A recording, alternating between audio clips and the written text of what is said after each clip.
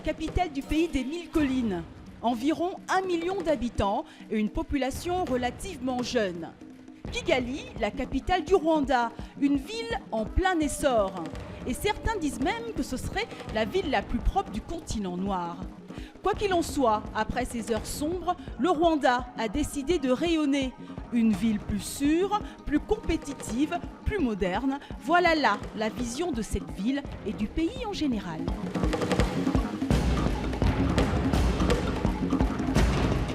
Muri Kazaneza Murisangia au Rwanda et 8TV5 Monde vit à l'heure du pays des 1000 collines pour vous faire vivre le Tour cycliste international du Rwanda, l'une des courses les plus prisées du continent. Et justement, ce tour est à l'image de ce pays en pleine croissance et en pleine effervescence. Et l'on démarre avec le prologue.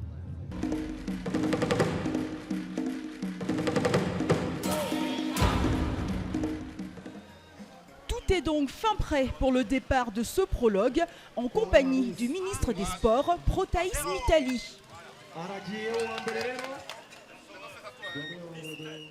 Beaucoup d'experts attendaient une belle performance de Johan van Zyl.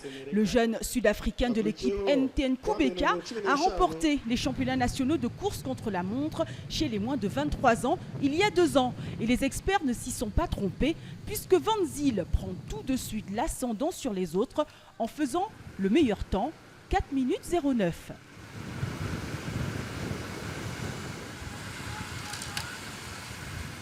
Jusque-là, tout va bien dans le camp MTN Kubeka. Ce qui n'est pas le cas de certains qui vont prendre un mauvais départ.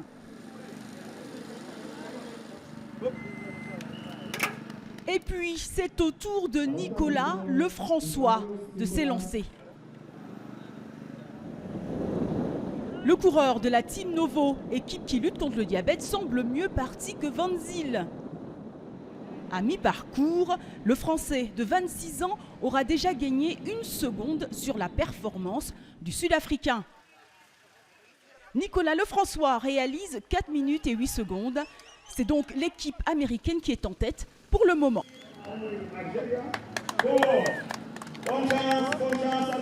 L'Algérie a également fait le déplacement à Kigali.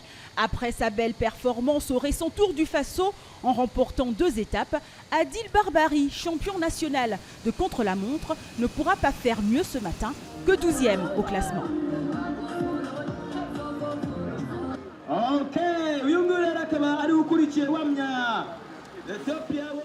Pendant que certains se sont déjà élancés, d'autres s'échauffent sur un training, image rare dans de nombreuses compétitions continentales.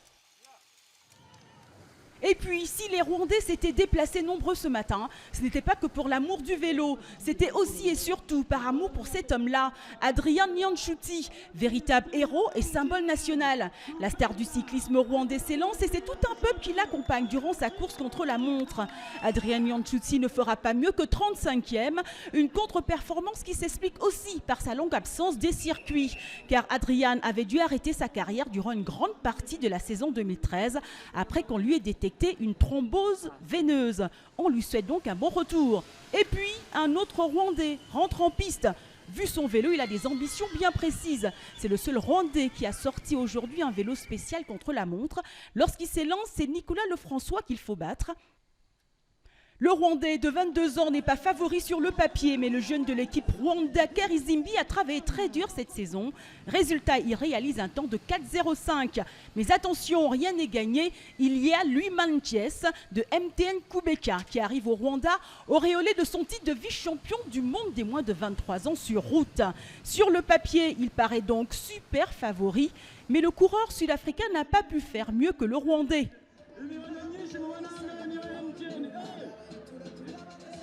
Un autre Sud-Africain, mais de l'équipe nationale cette fois-ci, part. Il sera le dernier à prendre le départ ce dimanche, Dylan Gindeston, 2e au classement final de l'année dernière, derrière son compatriote Darren Neal, absent cette année. Il va s'employer à battre la belle performance de Janvier Hadi, mais rien n'y fait, il arrive à 4 minutes 10. Excellente performance donc pour le coureur rwandais Janvier Hadi, qui rentre dans l'histoire du Tour du Rwanda. Les choses sérieuses ont commencé.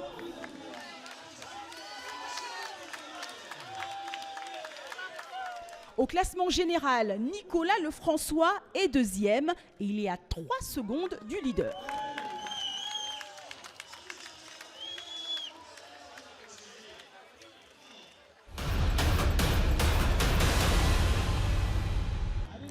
Ça y est, le premier maillot jaune de cette 5e édition est rwandais. Son nom, Janvier Adi. La suite des aventures du Tour, c'est bien évidemment demain sur la chaîne francophone. Mais avant de vous quitter, allons à la rencontre de ces Kigalais très entreprenants. À Kigali, les taxis-motos sont l'un des moyens de locomotion les plus empruntés par les Rwandais. Environ 7000 motos-taxis font le bonheur des usagers. Et puis, lorsque l'une d'entre elles tombe en panne, les différents motards choisissent cet endroit, pas comme les autres.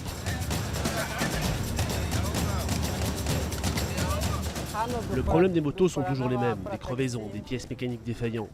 Nous pourrions aller dans des garages traditionnels ou venir ici, mais si nous choisissons de venir ici, c'est pour le prix.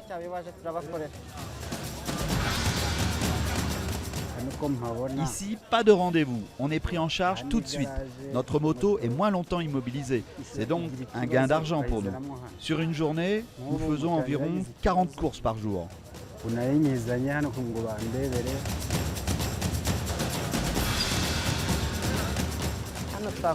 Dans cette coopérative, plus de 30 mécaniciens travaillent.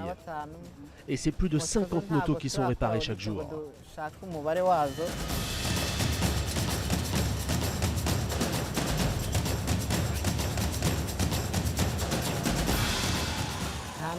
En cas de grosse pluie, ce genre d'endroit est très vite inondé et les réparations sont impossibles. Contrairement au garage traditionnel, nous n'avons ici aucune protection. Quoi qu'il en soit, ce genre d'endroit a encore de beaux jours devant lui.